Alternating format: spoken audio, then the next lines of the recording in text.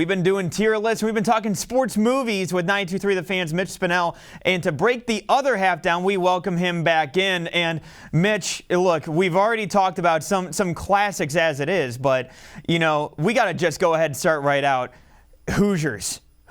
Phenomenal movie, but where do you rank it and where do you put it in the tiers when it comes to sports movies?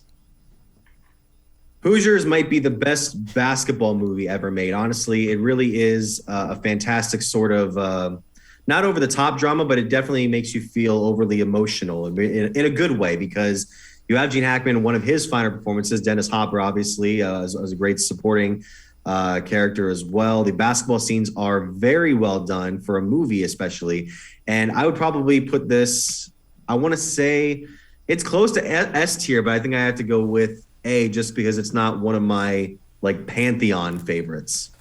Now, I would say this. I tend to agree with you when it comes to Hoosiers, but the one thing that I would say too is it holds up pretty well, at least from the last time that I've seen it. You know, again, I really think that it holds up well for a movie that, you know, again, when it for when it was made, I think it holds up pretty well overall too.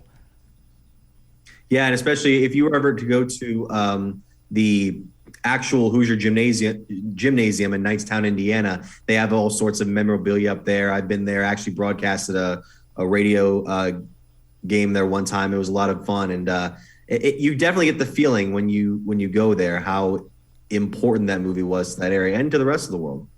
Now, Mitch, switching gears from that over to another film that I know that you're passionate about too, and that is one Field of Dreams. Field of Dreams is the best baseball movie ever made. You cannot argue with me on this one. This is S tier. This is one where I think the dramatization absolutely works for what it's going for. You might debate me and say, oh, well, Bull Durham's a better baseball movie starring Kevin Costner. I think you're wrong. If you love baseball, whether you were a player or a fan or even a coach or whatever, this is the one that you relate to. And this is the one movie where, one of the few movies where it's the classic cliche of you got to call your dad or one of your parents after watching the ending, especially because like Major League and like The Natural, all the great sports movies have very little to no dialogue at the end, a great score. This one from, I believe, James Newton Howard. Yeah. And it's fantastic. I love every part of it.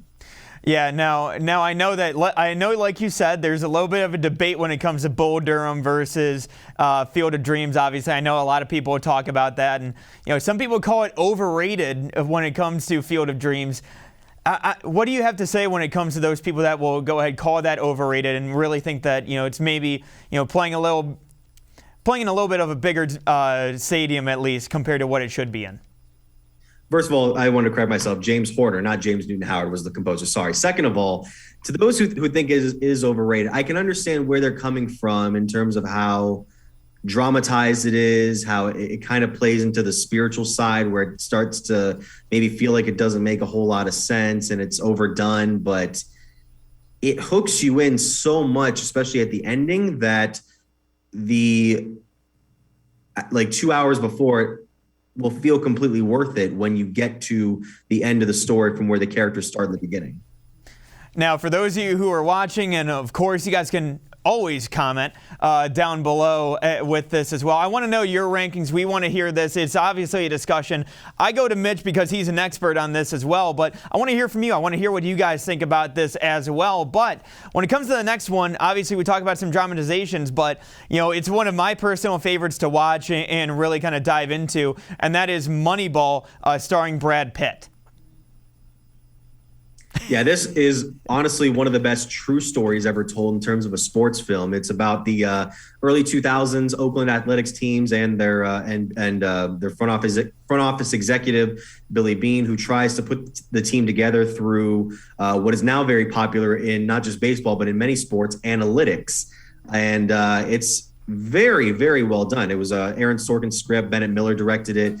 It's serious in all the right ways, light in all the right ways, and the baseball scenes are extremely well done, even for a modern film where there isn't as much tangible sports being played. A lot of times they use a lot of special effects now to get it done, but it grips you. And Brad Pitt obviously is amazing. Jonah Hill, in one of his first dramatic roles, or well-known dramatic roles, really sells the Peter Brand character, who obviously was based on Paul DePodesta, former baseball executive who now works with the Cleveland Browns. Now, the other part of that I love, too, is that, they don't really hold back from some of the baseball scenes, because I know in other sports adaptations, especially, Draft Day coming out in 2014, but a lot of it can be over-exaggerated and really dramatized up a little bit more, but not really realistic. But when it came to Moneyball, at least, the trade scenes and the understanding of, players and everything like that, it's really well done and really well executed, to the point where it's actually digestible for great for most audiences. Absolutely, and you definitely feel for a character. I mean, a character in the film based on a real person like Billy Beane, who grew up obviously playing baseball, got drafted at a young age, didn't quite work it out as a player, and then he goes into work as an executive, and he's trying to keep everything afloat while also taking a huge risk in something that has never been done before for a team that could have easily sunk below all the big market bullies back in the early 2000s. Now, Mitch, with that being said, where are you going ahead and throwing this in the tiers here? This might have to go S, man. I mean, I don't mean to put so many in the S tier, because everyone's going to think that I'm a very soft movie critic, and admittedly I am to a point, but this is one that you almost forget how good it is if you haven't watched it in a while, but I would definitely recommend watching it if you can get the chance. Now, look, we switched from one dramatization to a little bit of lighthearted, obviously, for the kids, and that is The Sandlot. This is the one. This is the one that I watched every day, or pretty much every day as a kid. They would always play it in school on movie days, and for good reason. It's one that it's a fantastic family movie. It's got enough edge, even for a kid's film. And what it does successfully is it brings people back to a time that they didn't even probably experience unless you were born at a certain point, because it obviously takes place in the early 60s. It has that sort of like throwback vibe that was even throwback back when it was made back in 1993. And it brings a feeling of nostalgia, but also a feeling of just feeling like a kid again, being able to go on adventures with your friends, play baseball every once in a while. It's fantastic. Now, where are you throwing this in the tier rankings here? I'm probably going to go with A on this one, just because, I really do like it. I don't know if it ranks up with the ones that I mentioned before, but I really do appreciate what they did in that film. Now, look, last but certainly not least is the classic with Sylvester Stallone as Rocky Balboa in Rocky. This is the one.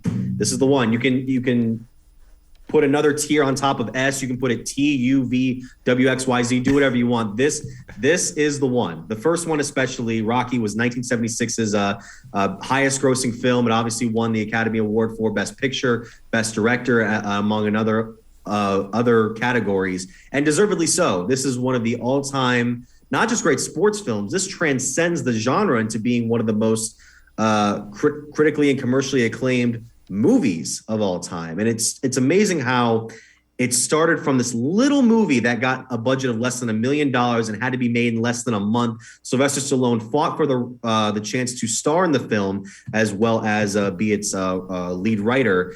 And you just see how this little movie out of nowhere, like its lead character, came and shocked the world to become this amazing, inspirational success. This is special to me. I cannot tell you how many times I've watched it. Yeah, and I can say this too, again, special thanks to Mitch Spinell, because again, I've had to get caught up on movies at least over the last few years. Rocky was one that I was kind of lacking on. Mitch lent me the collection. I was able to check out all 6 of them when it came to the Rocky movies. I watched the Creed movies as well, and just that franchise, just absolutely pristine when it came to just the storytelling of it as well. Just, again, 1 to 4, really phenomenal movies. Absolutely love them. But with that being said, our tiers today, we've got Rocky, we've got Field of Dreams, and we've got Moneyball in the S tier. In the A tier, we have Major League, The Natural, Hoosiers, and Sandlot. In the B tier, we have 42, as well as Caddyshack. And then in the C tier, we have Bull Durham. So with that being said, Mitch Spinell, again, thank you so much for joining me. Appreciate the time, my friend. course, Mac. Anytime.